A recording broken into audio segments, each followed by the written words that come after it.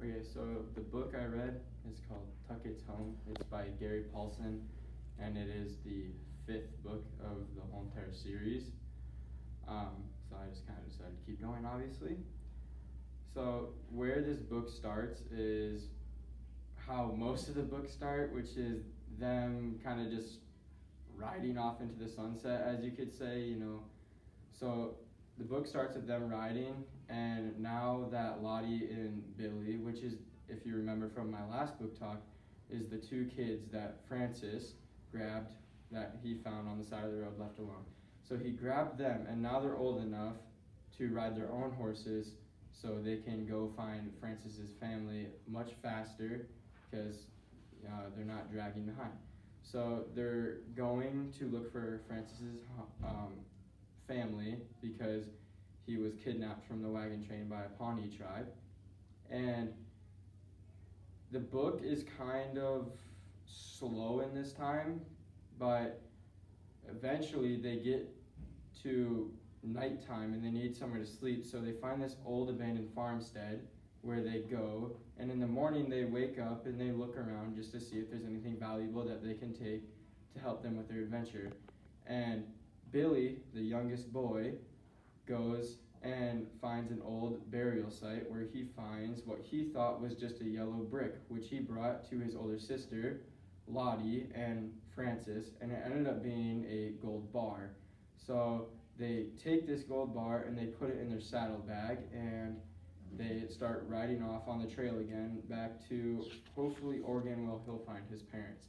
And on the trail, he sees three men on horses riding the opposite direction where they're going to collide. One is a British man, and the other two are soldiers. And he finds out after they converge that the British man is actually looking for Francis to bring him back to his family. So they all get into the group, the Lottie, Billy, Francis, and the two soldiers and the British guy. And they all get in a group and they start riding back to his family.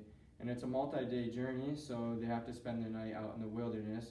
And on the first night that they set up, one of the soldiers couldn't fall asleep, so he decided it was a good idea to just go look around. And he found the gold bar in the saddlebag. So he didn't want to say anything, so the next morning when everybody's up, he told the British guy and the other soldier, and they devised this plan to steal the gold and abandon the kids. So they drew their guns on the kids and threatened to kill them if they didn't give the gold bar. And Francis didn't want to give the gold bar, and right as he was about to, Mr. Grimes, which if you remember from the previous books, is the one that actually saved Francis from the Pawnee tribe that kidnapped him. So Mr. Grimes, from out of nowhere, comes and saves them, shoots off his gun and scares the British man and the two soldiers away. And the book ends with them just riding off into sunset, like I said earlier, and on to the next book.